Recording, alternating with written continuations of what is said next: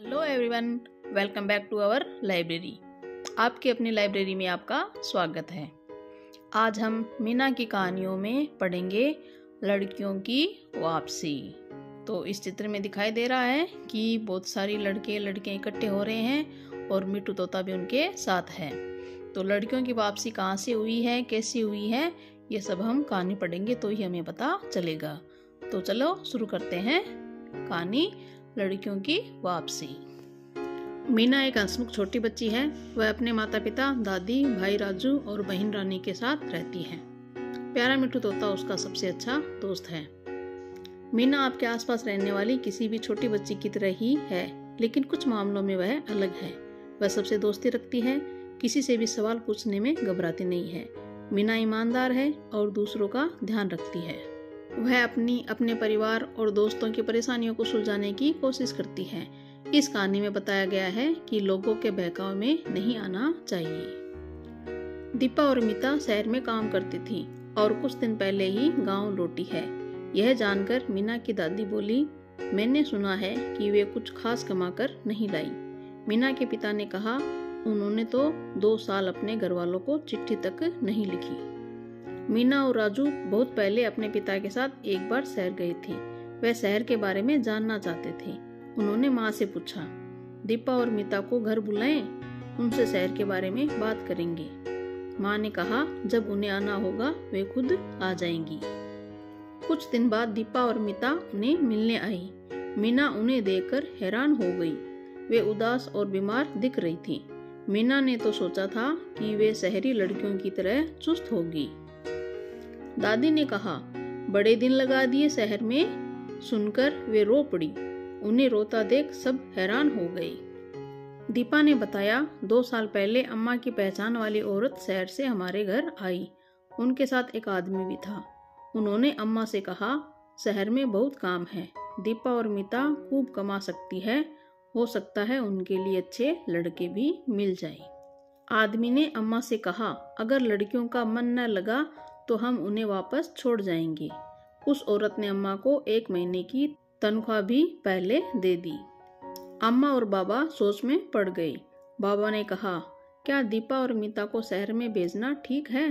तो अम्मा ने कहा, वहाँ उन्हें पेट भर खाना तो मिलेगा। आखिर अम्मा और बाबा हमें भेजने के लिए राजी हो गई। चलते समय बाबा ने कहा, ध्यान से रहना। हम उन लोगों के साथ शहर चली गई। 2 दिन के सफर के बाद हम शहर पहुंची। वहां उस औरत ने हमें एक आदमी को बेच दिया। वह आदमी हमें एक गंदी जगह छोड़ गया। वहां और भी लड़कियां थी। वे सब कैदियों की तरह रहती थी। बीमार होती तो कोई देखभाल न करता, न डॉक्टर के पास लेकर जाता। हम सब एक नरक भोग रही थी। दीपा ने रोते रोते बताया, 2 साल बाद एक दिन मीता की तबीयत बहुत बिगड़ गई।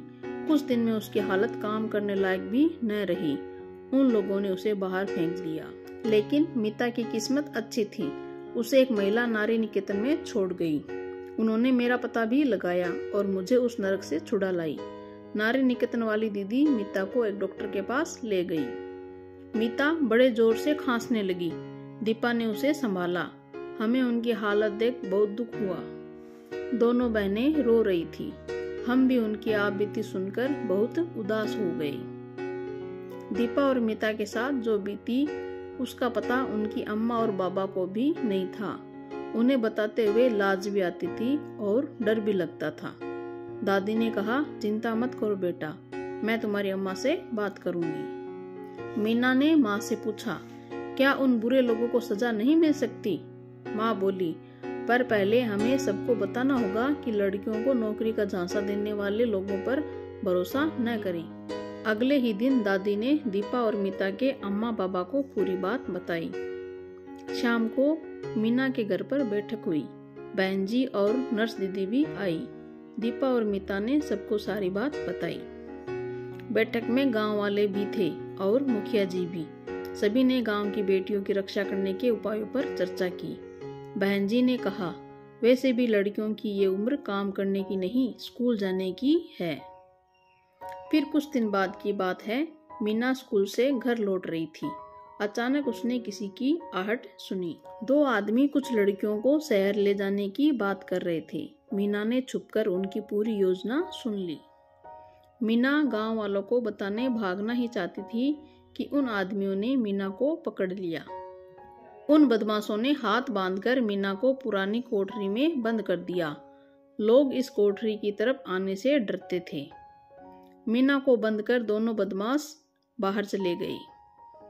मीना इस तरह की मुसीबत में पहले कभी नहीं पड़ी थी। उसके बंधे हाथ दर्द कर रहे थे। वह सोच रही थी, मैं कैसे बचूंगी।